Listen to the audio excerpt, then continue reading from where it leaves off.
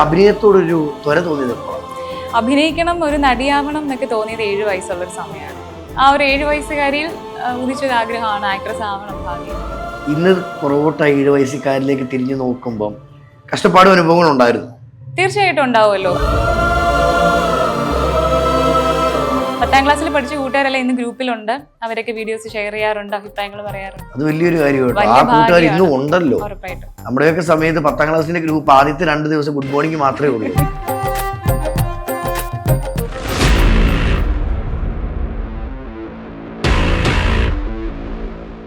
എല്ലാവർക്കും നമസ്കാരം. ഞാൻ അജു വർഗീസ്. സീരിയൽ ടൂറുടെ മറ്റൊരു എപ്പിസോഡിലേക്ക് അവർക്ക് സ്വാഗതം. ഒരു കുടുംബം കോർത്തിണക്കി കൊണ്ടുപോകാൻ ഭയങ്കര പാടാണ്. എന്നാൽ ദുർഗ എന്ന സീരിയലില് പൂർണ്ണിമ എന്നൊരു കഥാപാത്രമുണ്ട്. എല്ലാവരും ഒന്നടങ്ങ് കോർത്ത് കൊണ്ടുപോയി ഒരു പവർഫുൾ ക്യാരക്ടർ. പത്തനാപുരക്കാരിയാണ്, മറ്റാരും ഒരു ആലിയ. നമസ്കാരം. നമസ്കാരം. ഒത്തിരി സന്തോഷം കേട്ടോ. ഒരുപാട് സന്തോഷം. അപ്പൊ ഒരു പത്തനാപുരംകാരി ഇന്ന് ദുർഗ എന്ന സീരിയലിൽ അഭിനയിക്കുന്നു. അതോടൊപ്പം നിരവധി സിനിമകളിലും കൈകോർത്തിട്ടുണ്ട്. അപ്പൊ ഈ പത്തനാപുരംകാരിയുടെ ഒരു ജേണി എങ്ങനെയായിരുന്നു? പത്തനാപുരം എന്ന് പറയുന്ന ഒരു ഗ്രാമം, ഇപ്പൊ അങ്ങനെ പറയാൻ പറ്റില്ലല്ലോ. അവിടെ നിന്ന് ഫിലിമിലേക്കുള്ള ഒരു ട്രാവൽ ഭയങ്കരമായിരുന്നു. ഇന്ന് പറയുമ്പോൾ എളുപ്പമാണ്, ഇന്ന് പറയുമ്പോൾ യാത്ര വലിയ ദൂരമായിരുന്നു തീർച്ചയായിട്ടും. കാരണം അന്ന് ഓപ്പർച്യൂണിറ്റീസ് വളരെ കുറവാണ്. നമ്മുടെ സ്കൂളുകളിൽ അവതരിപ്പിക്കുന്ന പ്രോഗ്രാമുകൾ മാത്രമാണ് നമുക്ക് സ്റ്റേജ് വൈസ് ഉള്ള ഓപ്പർച്യൂണിറ്റീസ്. ഇന്ന് സോഷ്യൽ മീഡിയ ഉണ്ട്. ഒരു റീല് പോലും മതി ഫിലിമിലേക്ക് എത്താൻ. ഒരു റീല് വഴിയാണ് ഞാൻ ഈ സീരിയൽ എത്തിയതും. അതെ. അതോടൊപ്പം തന്നെ ഇപ്പം പറഞ്ഞു, ഇപ്പം ഒരുപാട് ഓപ്പർച്യൂണിറ്റീസ് ചാൻസസും ഉണ്ട്. അന്നൊക്കെ പറഞ്ഞ് നമ്മൾ എങ്ങനെ ആരെ തേടും, അല്ലെ ഏത് രീതിയിൽ പോയാലായിരിക്കും ചാൻസ് കിട്ടുന്നതെന്നൊക്കെ നമുക്ക് കുറെ അവയർനെസ് ഉണ്ട്. അപ്പൊ ഇതിൽ ഞാൻ ചോദിക്കുന്നത്, തീർച്ചയായിട്ടും ഒരു പത്തനാപുരംകാരി എന്ന് പറയുമ്പോൾ ഒരു ഉൾഗ്രാമം എന്ന് പറയാം. അവിടെ നിന്ന് ഈ സിനിമകൾ ചെയ്യുന്നു, അല്ലെങ്കിൽ ഇങ്ങനെ ഒരു അഭിനയത്തോടൊരു ത്വര തോന്നിയത് എപ്പോഴാണ്? അഭിനയിക്കണം, ഒരു നടിയാവണം എന്നൊക്കെ തോന്നിയത് 7 വയസ്സുള്ളൊരു സമയമാണ്. 7 വയസ്സിലെ ആക്ട്രസ് ആകണം എന്നുള്ളതായിരുന്നു ആഗ്രഹം. പിന്നെ ഞാൻ 10th പഠിക്കുന്ന സമയം മുതലാണ് മീഡിയാസിൽ വന്നു തുടങ്ങിയത്, ടെലിവിഷനിൽ വന്നു തുടങ്ങിയത്. എന്റെ നാട്ടിൽ GCN എന്ന് പറഞ്ഞിട്ടൊരു ചാനലുണ്ട്. ആ ചാനലിലായിരുന്നു ആദ്യം പ്രോഗ്രാം ചെയ്തു തുടങ്ങിയത്. അവിടെ തുടങ്ങിയതാണ് യാത്ര. പിന്നീട് short movies, devotional albums, movies, പിന്നെ സീരിയൽ.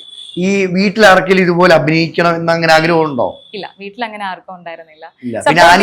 എങ്ങനെ തോന്നിയത് നടിയാവണം? ഞാൻ പറഞ്ഞില്ല, അതിങ്ങനെ തോന്നുമായിരുന്നു. ഒന്നും കണ്ടോണ്ട് തോന്നിയതല്ല. പക്ഷെ ആ ഒരു 7 വയസ്സുകാരിയിൽ ഉദിച്ചൊരു ആഗ്രഹമാണ് ആക്ട്രസ് ആവണം ഭാവിയിൽ. ഇന്ന് പുറകോട്ട് 7 വയസ്സുകാരിലേക്ക് തിരിഞ്ഞു നോക്കുമ്പം കഷ്ടപ്പാടും അനുഭവങ്ങൾ ഉണ്ടായിരുന്നു. തീർച്ചയായിട്ടും ഉണ്ടാവുമല്ലോ. കാരണം നമ്മള് ഒരു യാത്രയിലല്ലേ. അപ്പൊ ആ യാത്ര, ഇതിനൊരു എൻഡ് ഇല്ലല്ലോ. കലാപരമായിട്ടുള്ള ഒരു ജീവിതത്തിന് അങ്ങനെ ഒരു അവസാനം ഒന്നുമില്ല. അതെ, നമുക്ക് നല്ല ക്യാരക്ടേഴ്സ് കിട്ടുക, എന്നും ഒരു കലാകാരിയെ ഇരിക്കുക എന്നുള്ളതാണ് എന്റെ ആഗ്രഹം. അതിൽ കൂടുതൽ എന്നെ സന്തോഷിപ്പിക്കുന്ന മറ്റൊന്നും തന്നെ ഇല്ല. അപ്പോ ആ വയസ്സ് മുതൽ ഇന്ന് വരെ നിൽക്കാൻ പറ്റുക എന്ന് പറഞ്ഞു കഴിഞ്ഞാൽ സന്തോഷമുള്ള ഒരു കാര്യം. ഏതൊക്കെ സിനിമകൾ ചെയ്തു? ഞാന് കുറെ മൂവീസ് ചെയ്തിട്ടുണ്ട്. ജനകൻ, തിരുവമ്പാടി തമ്പാൻ, ഹീറോയിനായിട്ട് ചെയ്ത മൂവി ആദ്യമായിട്ട് വിശുദ്ധ പുസ്തകം എന്ന് പറയുന്ന മൂവിയാണ്. പപ്പയുടെ സ്വന്തം അപ്പൂസിലെ ബാലതാരം ബാദുഷയില്ലേ, മമ്മൂക്കയുടെ മകനായിട്ട് അഭിനയിച്ചേ, അദ്ദേഹത്തിന്റെ പേരായിട്ടാണ് ആദ്യമായിട്ട് ഹീറോയിനായിട്ട് ചെയ്യുന്നത്. പിന്നെ ലൈവ് എന്ന് പറയുന്ന മൂവി, തമിഴില് ദണ്ടുപാളയത്തിൽ ഹീറോയിനായിരുന്നു. തമിഴിലും പോയി. അതെ. പിന്നെ അവാർഡ് കിട്ടിയ മൂവിയുടെ കാര്യം ഞാൻ പറഞ്ഞില്ലേ, തമ്പാച്ചി. പിന്നെ ആവണി എന്ന് പറയുന്ന മൂവി. അങ്ങനെ കുറെ മൂവീസ് ചെയ്തിട്ടുണ്ട്. ഈ ആലിയെ ഇപ്പം കാണുന്ന പോലെ ദുർഗയെ കാണുന്നത് കേട്ടോ, അതില് ഒരു ചേഞ്ചാ. അതങ്ങനെ വേണമെന്ന് ഡയറക്ടറാണ് ആവശ്യപ്പെട്ടത്. ചാനലിൽ ഞാൻ അങ്ങനെ ഒരു കൊടുത്തു, മീൻസ് നമുക്ക് ഇങ്ങനെ ഒരു അപ്പിയറൻസ് ചെയ്താൽ എങ്ങനെ ഇരിക്കും, നോർമൽ ലുക്ക് അല്ലാണ്ടൊന്ന് പരീക്ഷിച്ചാലോ എന്ന് ചാനൽ ഹെഡിനോട് സംസാരിച്ചു. ഇപ്പൊ ലുക്ക് ടെസ്റ്റ് ചെയ്തു, കാണിച്ചു കൊടുത്തു. അപ്പം നമുക്ക് നോക്കാന്ന് പറഞ്ഞു. അങ്ങനെ അത് കേളി ഹെയർ ഒക്കെ സെറ്റ് ചെയ്തപ്പോൾ അവർക്ക് ഇഷ്ടമായി. ഇത് തന്നെ ഫോളോ ചെയ്യാമെന്ന് പറഞ്ഞു. Thank you. ഒരു മെച്യൂർഡ് ക്യാരക്ടർ ആണല്ലോ. അപ്പൊ നമുക്ക് ഇതിനേക്കാൾ കുറച്ചും കൂടെ ഒരു മെച്യൂരിറ്റി അതിന് ഫീൽ ചെയ്യുന്നുണ്ട്. അപ്പൊ അത് ഫോളോ ചെയ്യാമെന്ന്. ഇപ്പോഴത്തെ ആളുകളെ എടുത്തു നോക്കുന്ന സമയത്ത് നമുക്കൊരു സീരിയലോ അല്ലെങ്കിൽ ഒരു മുഴുനീള സിനിമയോ അല്ലെങ്കിൽ ഒരു വീഡിയോ പോലും നമ്മൾ കണ്ടിരിക്കുന്ന സമയം കൊടുക്കാറില്ല. പക്ഷെ ഇപ്പൊ കുക്കു TV ഒക്കെ വന്നതിന് ശേഷം ആൾക്കാർ കൂടുതൽ അതിലേക്ക് ആകാൻ തുടങ്ങിയിട്ടുണ്ട്. അപ്പൊ ഞാൻ ഇങ്ങനെ റീല് സ്ക്രോൾ ചെയ്യുന്ന സമയത്ത് ആലി അതിനകത്തിരിക്കുന്നു. അതെങ്ങനെയായിരുന്നു? അത് ഭയങ്കര എക്സ്പീരിയൻസ് ആയിരുന്നു. കാരണം ഞാനും ഇതുപോലെ ഇതിന്റെ ഒരു ആരാധികയാണ്. ഇപ്പം ഈ പറയുന്ന കൊറിയൻ സാധനങ്ങളെല്ലാം ഇങ്ങനെ കാണുകയല്ലേ.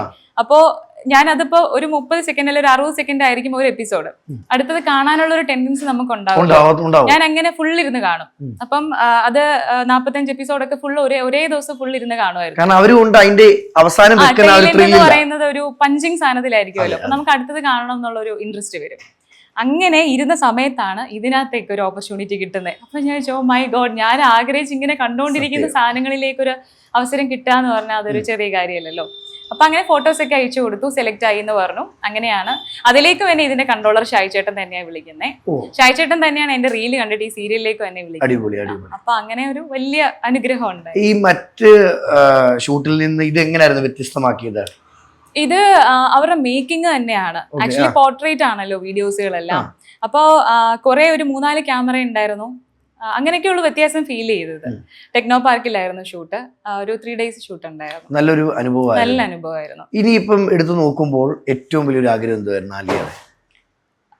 എടുത്തു നോക്കുമ്പോൾ സിനിമകൾ തന്നെയാണ്. സിനിമയിൽ നല്ല ക്യാരക്ടേഴ്സ് ചെയ്യണം, ഒരു നല്ല ക്യാരക്ടേഴ്സ് ചെയ്യണം, ആളുകളുടെ മനസ്സിൽ നമുക്കൊരു ഐഡന്റിറ്റി കിട്ടുന്ന ക്യാരക്ടർ ചെയ്യണം എന്നുള്ളതാണ്.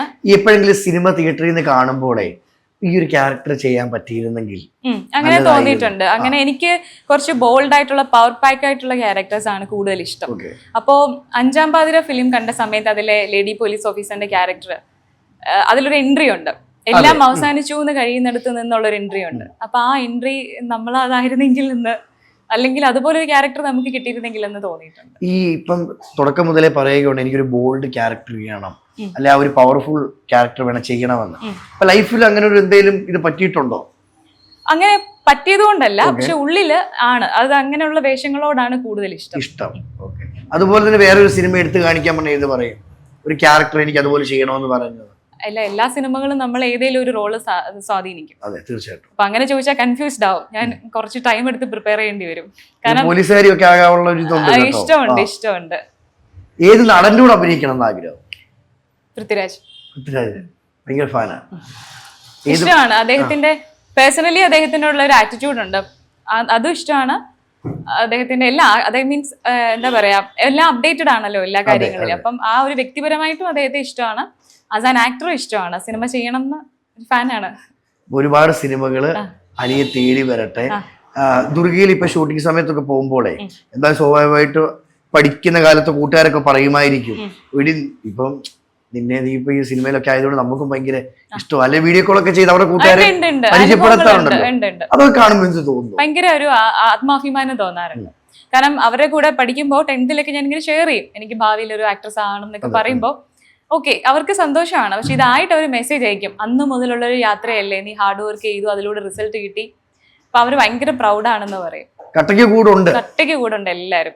10ാം ക്ലാസ്സിൽ പഠിച്ച കൂട്ടുകാരെല്ലാം ഇന്ന് ഗ്രൂപ്പിലുണ്ട്. അവരൊക്കെ വീഡിയോസ് ഷെയർ ചെയ്യാറുണ്ട്, അഭിപ്രായങ്ങൾ പറയാറുണ്ട്. അത് വലിയൊരു കാര്യമാണ്. ഇന്നും ഉണ്ടല്ലോ. ഉറപ്പായിട്ടും. നമ്മുടെയൊക്കെ സമയത്ത് 10ാം ക്ലാസ്സിന്റെ ഗ്രൂപ്പ് ആദ്യത്തെ 2 ദിവസം ഗുഡ് മോർണിംഗ് മാത്രമേ ഉള്ളൂ, പിന്നെ ഗ്രൂപ്പ് പോലും കാണാതെ. ഏതായാലും അലിയെ സപ്പോർട്ട് ചെയ്യുന്ന കൂട്ടുകാർക്ക് ഒരുപാട് സന്തോഷം. അമ്മയൊക്കെ സപ്പോർട്ടാണ്? എല്ലാവരും സപ്പോർട്ടാണ്. ഒരു എന്താ പറയാ, ഞാൻ ആഗ്രഹിച്ചതുപോലെ എത്തി കാണണം എന്ന് ആഗ്രഹിക്കുന്നുണ്ട് എല്ലാവരും. ഓക്കെ. അപ്പൊ ആ സമയത്തിലോട്ടുള്ള യാത്രയാണ്. ഈ സാധാരണ രീതിയിലേ എല്ലാവരും സീരിയലിലോട്ട് വരുന്നത് തന്നെ ഒന്ന് സിനിമയിൽ എൻട്രി വേണം. ആലിയെ സംബന്ധിച്ച് സിനിമയിൽ നിന്നാണോ സീരിയലിലോട്ട്? സിനിമയിൽ നിന്നാണ് സീരിയലിലോട്ട്. അപ്പം സീരിയലിന്റെയും സിനിമയുടെയും അഭിനയ രീതികൾ നോക്കുമ്പോൾ രണ്ടും വ്യത്യാസമുണ്ടോ? വ്യത്യാസമുണ്ട് തീർച്ചയായിട്ടും. സീരിയലിൽ കുറച്ച് നമ്മൾ അധികം കൊടുക്കണം, ടൈമിങ്ങും കാര്യങ്ങളും എല്ലാം. അവർക്ക് ആ ഒരു എപ്പിസോഡ് കട്ട് ചെയ്യുന്നത് പോലെ തന്നെ സിനിമയ്ക്ക് അത് ക്ലൈമാക്സിൽ മതിയെങ്കിൽ ഇതിൽ ഓരോ എപ്പിസോഡിലും വേണം. അപ്പൊ അത്രത്തോളം നമ്മൾ ഔട്ട്പുട്ട് കൊടുക്കണം, കുറച്ച് നേരത്തേക്ക് കൊടുക്കണം. അത് വലിയൊരു വ്യത്യാസമായിട്ട് തോന്നി. അതുപോലെ തന്നെ ഈ 1 മാസം ഉണ്ടെങ്കിൽ അതിന്റെ പകുതി ദിവസം സീരിയൽ സെറ്റിലാണ്. അതെ, 20 days ഞാൻ ട്രിവാൻഡ്രത്ത് കാണും. അപ്പൊ ഞാൻ ചോദിക്കുന്നത്, പിന്നെ കിട്ടുന്ന ബ്രേക്കില് ഉറങ്ങാൻ പോവോ, ട്രാവൽ ചെയ്യാൻ പോവോ, വീട്ടിലിരിക്കാൻ പോവോ, ഏതായിരിക്കും ഇഷ്ടം? വീട്ടിലിരിക്കാൻ പോകുന്നതിനോട് ഇഷ്ടമില്ല. ഒരു ദിവസം ഒക്കെ അതിന് ഇഷ്ടമുള്ളൂ. അല്ലാണ്ട് സമയത്ത് മാക്സിമം റീൽസ് ചെയ്ത് അപ്ഡേറ്റ് ആയി നിൽക്കുക, പിന്നെ ഫോട്ടോഷൂട്ടുകൾ ചെയ്യുക. എനിക്ക് ഓരോ വർക്കിലും കാണാനാണ് ഇഷ്ടം, ഓരോ ക്യാരക്ടേഴ്സ് ആയിട്ട് കാണാനാണ് ഇഷ്ടം. അടിപൊളി കേട്ടോ. അത് ഇനിയും പോന്നേ. അതെ അതെ, ഇനിയും പോയി. ഞാൻ പറഞ്ഞല്ലോ, ഇനിയും ഈ ഇന്റർവ്യൂ കൂടെ കഴിയുമ്പോൾ വലിയൊരു ഓഫർ തേടി വരാം. Thank you so much. അങ്ങനെ തന്നെ സംഭവിക്കട്ടെ. തീർച്ചയായിട്ടും. അപ്പൊ എന്തായാലും ഒരുപാട് സന്തോഷം. ഇത്രയും ആലിയെ സ്നേഹിച്ച പ്രേക്ഷകരോട് എന്തോ പറയാനുള്ളത്? പ്രേക്ഷകരോട് ഇത്രയും നാൾ തന്ന സപ്പോർട്ട് ഇനിയും തുടർന്നുണ്ടാവണം. 8:30 സി കേരളയിൽ ദുർഗ വരുന്നത്. സോ കാണണം, സപ്പോർട്ട് ചെയ്യണം, എന്നും കൂടെ ഉണ്ടാവണം. എന്തായാലും ആഗ്രഹിച്ചതുപോലെ തന്നെ ഒരുപാട് നല്ല അവസരങ്ങൾ തേടി വരട്ടെ. എല്ലാവിധ ആശംസകളും. അതോടൊപ്പം പൃഥ്വിരാജുമായിട്ട് ഒരു പടം ഉടനെ ചെയ്യാൻ സാധിക്കും. Thank you so much. മുന്നോട്ടുള്ള ജീവിതത്തിൽ എല്ലാവിധ ആശംസകളും നേരുന്നു. Thank you. എന്റെ ഈ വർഷത്തെ ഫസ്റ്റ് ഇന്റർവ്യൂ ആണ്. അടിപൊളി. ചിരിയാണ് സാർ മെയിൻ കേട്ടോ. അപ്പൊ എല്ലാവിധ ആശംസകളും നേരുന്നു. Thank you. Thank you so much.